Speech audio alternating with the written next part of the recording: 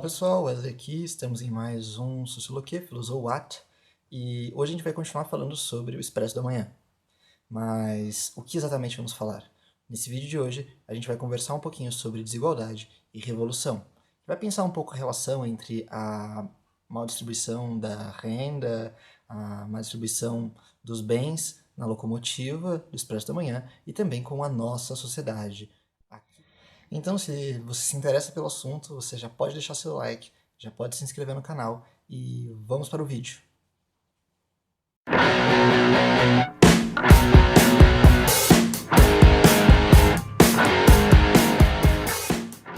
Certa vez, em A Luta de Classe na França, Marx disse que as revoluções são a locomotiva da história.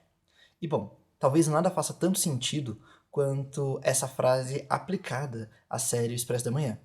Por quê? Porque realmente a locomotiva do Expresso da Manhã, ela é movida por essas revoluções. Acontecem diversas revoluções ou tentativas dela dentro daquela locomotiva. E ela também é a única salvaguarda da humanidade em um cenário catastrófico. Foi necessário que se organizasse novamente a sociedade para que a sociedade pudesse sobreviver. Mas vamos pensar um pouquinho sobre as revoluções e por que elas tendem a acontecer dentro da série O Expresso da Manhã.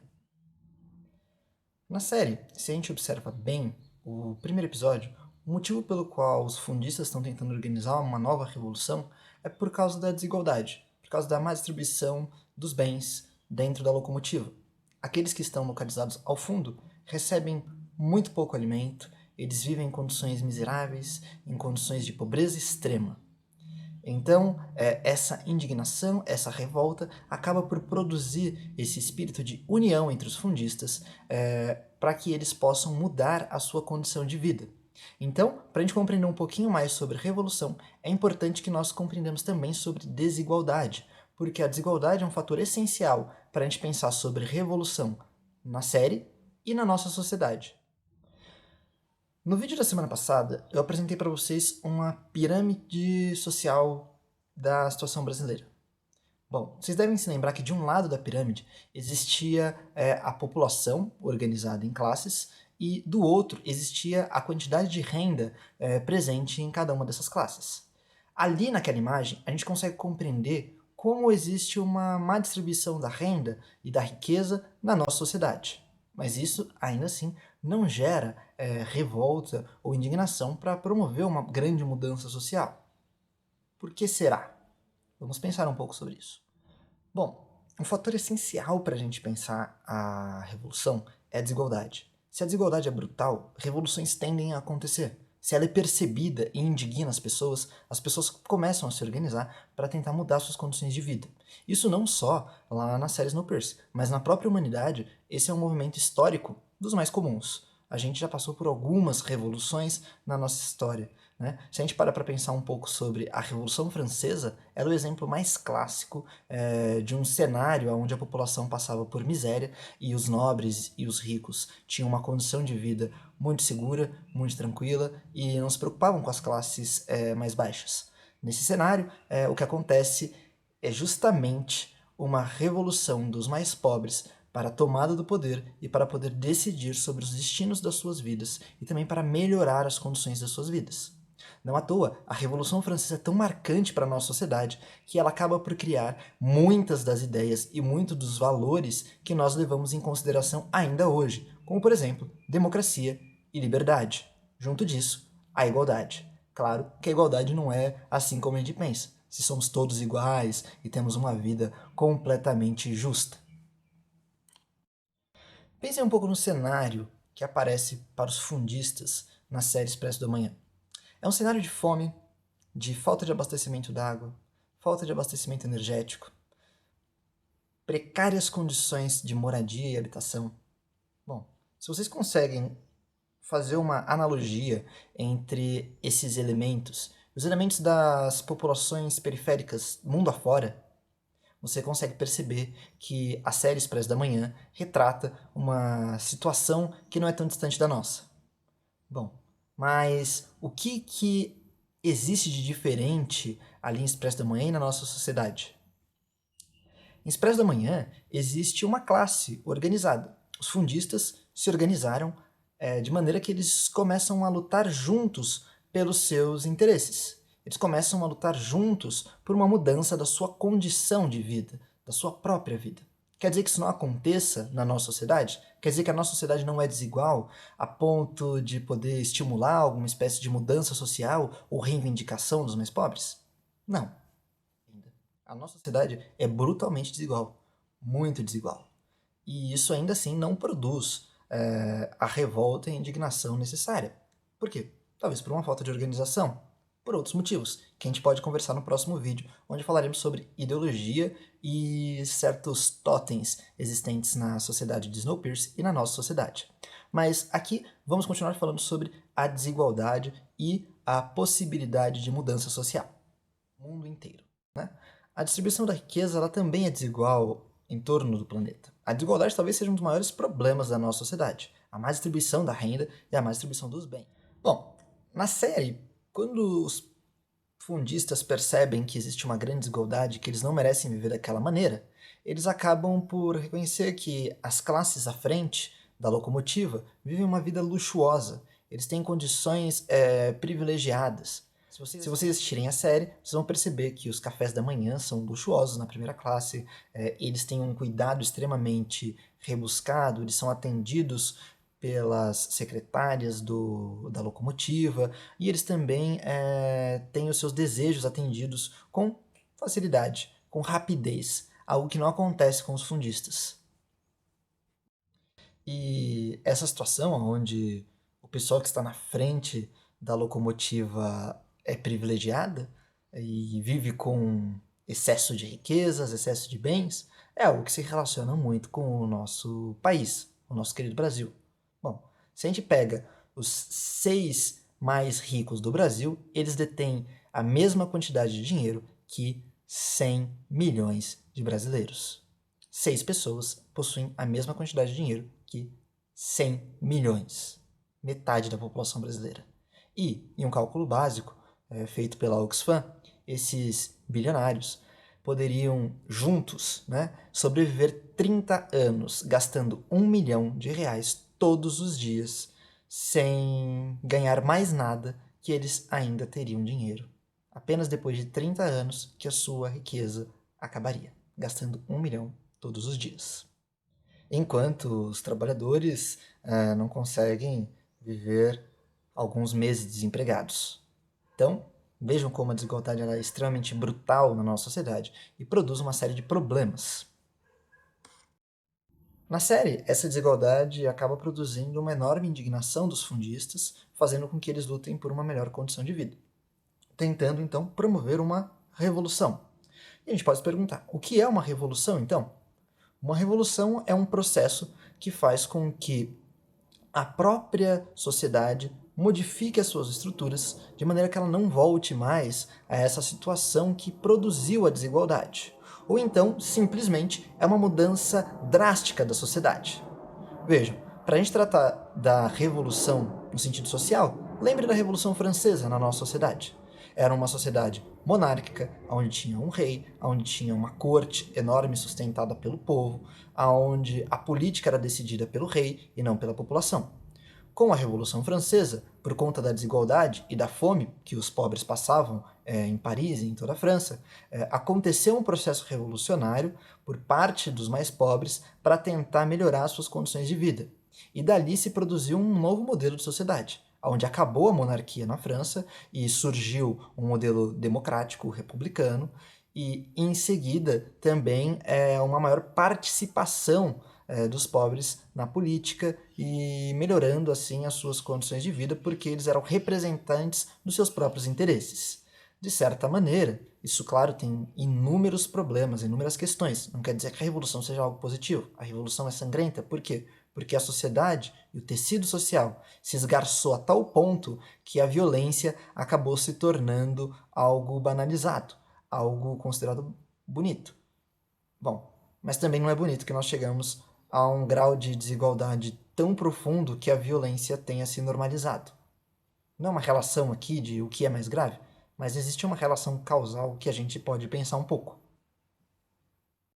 Vejam só, as revoluções são extremamente importantes para a sociedade. Como Marx disse, as revoluções são a locomotiva da história. Talvez realmente sejam. Mas elas não são simplesmente sociais, elas também podem ser tecnológicas. A Revolução Industrial. A Revolução Industrial modificou os meios de produção de maneira que o trabalho escravo não fosse mais aceito, entre muitas aspas, já que nas colônias ainda era algo comum, mas a inserção de máquinas na produção fez com que a produção se modificasse, fez com que ela aumentasse e com que o capitalismo mesmo mudasse. A economia se modificou com a inserção de máquinas movidas a vapor, movida a carvão, fez com que a sociedade, o próprio modo de produção da sociedade se modificasse. Então as revoluções tecnológicas também produzem grande impacto nas nossas vidas. Pensem no celular. O celular de vocês é uma grande revolução. Possibilita que vocês trabalhem enquanto vocês pegam o metrô, possibilita que vocês acessem informação de maneira instantânea, sem precisar sentar na frente de uma televisão ou de um computador, e ainda mais, possibilita que vocês conversem com pessoas que estão do outro lado do mundo. A nossa vida era outra antes dessa tecnologia chamada smartphone. Se vocês param para pensar, ele também produziu uma revolução. Então existem alguns tipos de revoluções tecnológicas, sociais, científicas, até mesmo climáticas. O ponto importante aqui é que a gente tem em mente que revoluções modificam o nosso modo de viver, a forma como nós guiamos a nossa vida e como nós nos comportamos no mundo. Mas claro, as revoluções não têm apenas saldo positivo. As revoluções podem dar uma completa volta, tentando lutar contra a desigualdade e substituir aqueles que oprimem por outros opressores. Elas não necessariamente vão produzir mais justiça. Vocês podem ver isso no caso do stalinismo na União Soviética. Uma revolução que tinha como início o interesse da classe trabalhadora se transformou num grande estado totalitário. Mas algo que é importante para a gente compreender os processos de revolução e as mudanças sociais de desigualdade são os interesses de classe. Né? Em Expresso da Manhã, existe um interesse de classe dos fundistas. Eles têm um interesse comum, eles são organizados enquanto classe. Agora, cada classe, de certa forma, vai defendendo seus próprios interesses. Os primeiro-classistas não querem perder os privilégios e têm medo dos fundistas. A segunda classe está numa posição confortável com relação ao que está acontecendo no mundo. Os terceiro-classistas têm medo de caírem para o fundo ou então de receberem uma punição drástica, já que eles são a força de trabalho. E os fundistas, que não têm nada a perder, estão ali tentando melhorar as suas condições de vida, porque logo logo eles podem morrer se eles não fizessem isso. Na série, as revoluções são frustradas justamente pela força que a primeira classe e que a sociedade de Expresso da Manhã tem. Os mais ricos possuem ali o apoio da polícia, o apoio político e também eles conseguem disseminar ideias que convençam as pessoas que a sociedade é como é e não precisa mudar, exceto aqueles que estão numa situação de desespero. E eles acreditam fielmente que a distribuição dos bens tem que ser feita daquela maneira, enquanto os fundistas acreditam que existe bens o suficiente, riqueza o suficiente, para ser distribuída para todo mundo viver em uma condição minimamente digna. Eles não querem fazer com que os ricos se tornem pobres, eles só querem ter condições mínimas de vida. O fato é que as classes elas querem manter ali minimamente a sua segurança, a sua estabilidade. Veja, em Snowpiercer começa com uma revolução, uma tentativa de revolução dos fundistas, que têm ali interesses muito bem definidos, melhorar a sua vida.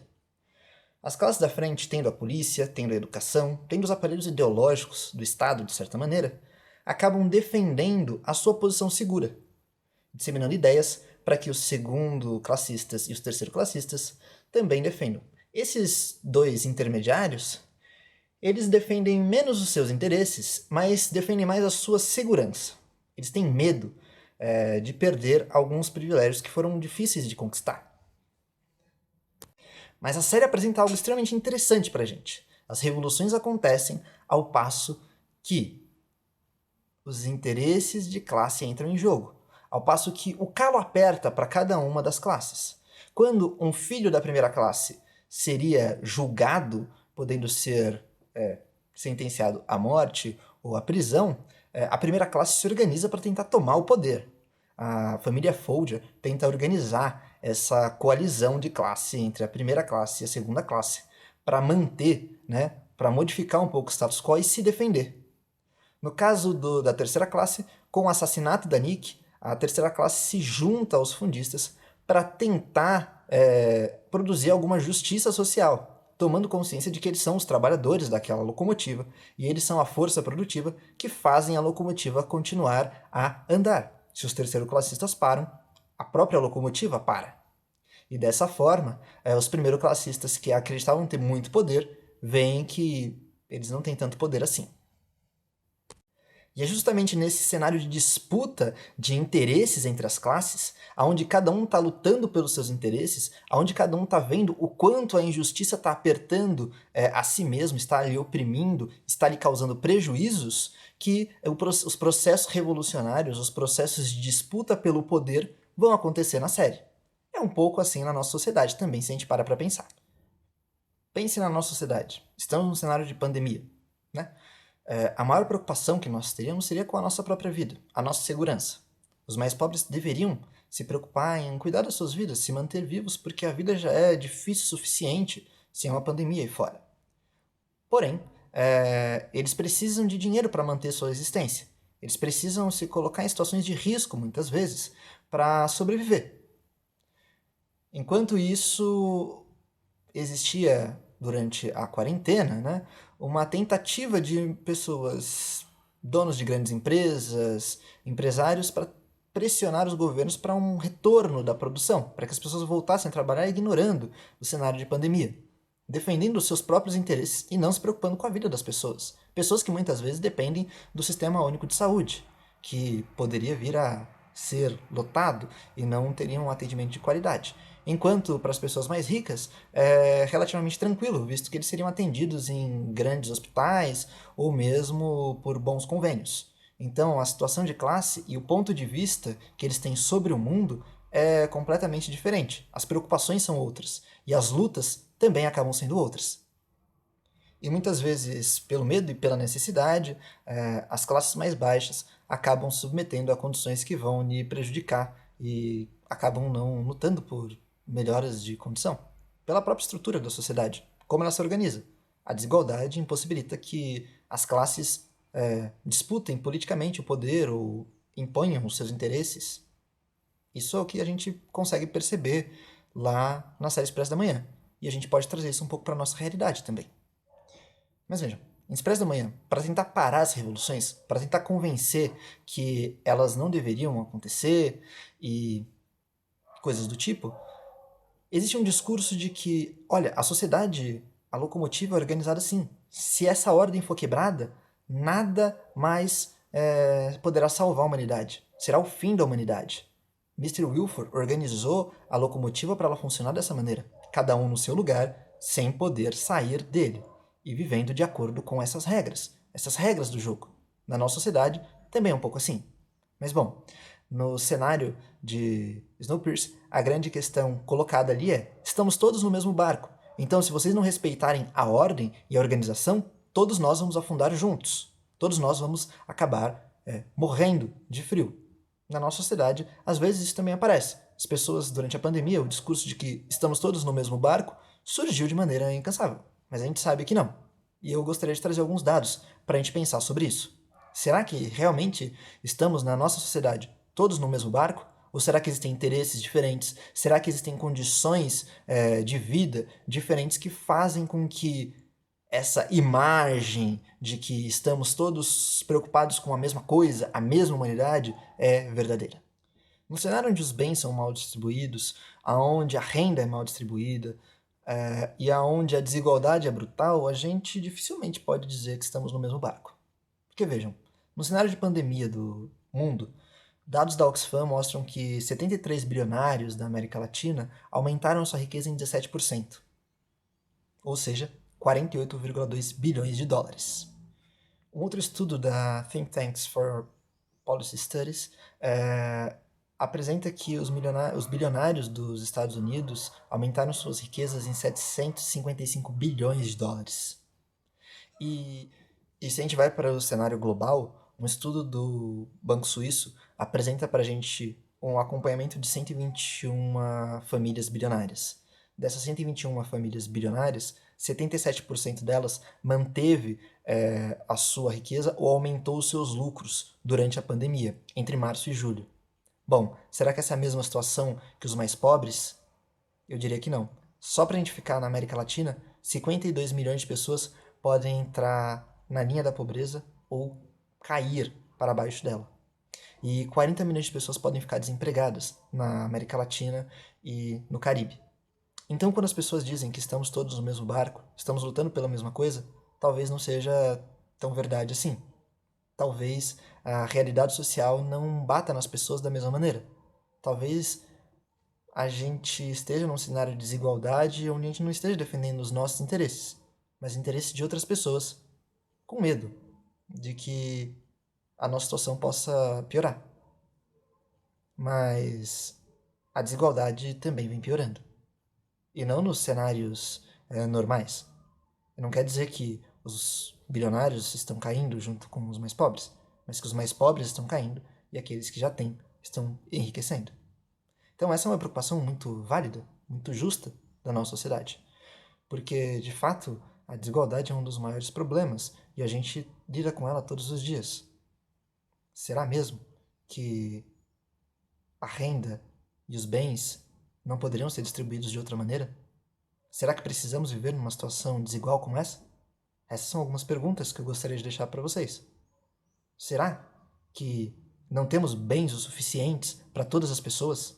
Será que precisamos mesmo ainda continuar desenvolvendo, avançando tecnologicamente para talvez depois repartir o bolo? Será que precisamos nos preocupar com o 5G quando ainda tem gente nas periferias que não tem nem mesmo o 3G? O acesso à internet não é algo universal ainda. E ainda queremos avançar cada vez mais para produzir mais riqueza. Marx disse que as revoluções são a locomotiva da história, porque as revoluções trazem o progresso, trazem o avanço, trazem a mudança social. Mas eu gostaria de trazer uma reflexão de um filósofo que também tem grande influência marxista, Walter Benjamin, filósofo alemão, que morreu durante a Segunda Guerra Mundial, perseguido pelos nazistas. E ele disse: Marx disse que as revoluções são a locomotiva da história mundial. Talvez as coisas se apresentem de outra maneira. Pode ser que as revoluções sejam o ato pelo qual a humanidade, que viaja nesse trem, puxa o freio de emergência. Walter Benjamin está justamente preocupado com isso. Os caminhos que a humanidade tomou não são caminhos que talvez estejam melhorando a humanidade, mas caminhos que podem estar levando a gente para um abismo.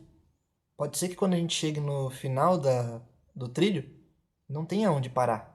A gente caia de maneira brusca. Se vocês lembram do primeiro vídeo, onde a gente falou sobre os riscos de a sociedade que vem lidando com muitos perigos, essa é uma reflexão que acrescenta muito ao nosso pensamento. Porque talvez uma mudança social hoje não precisa ser uma revolução, uma mudança social que procure justiça social, condições mínimas necessárias para as pessoas. Talvez ela esteja baseada em uma melhor distribuição das rendas, uma melhor distribuição dos bens, porque ainda hoje muita gente não tem nada, mesmo trabalhando muito. Então, são algumas questões e algumas reflexões que ficam para a gente. Será que podemos ainda distribuir as riquezas? Será que elas não são elas não são suficientes para todos nós? Será que não podemos participar da riqueza de alguma maneira? Porque, bom, os trabalhadores estão produzindo as riquezas e eles têm pouca participação. Ou será que 4 bilhões de pessoas não são trabalhadores que estão produzindo a riqueza e merecem ficar apenas com 20% dela?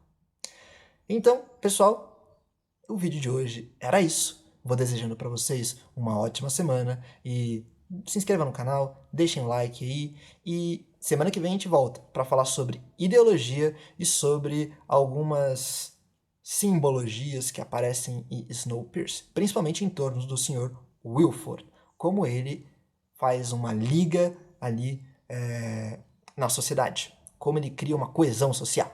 Então, vamos lá, semana que vem a gente se vê. Fui!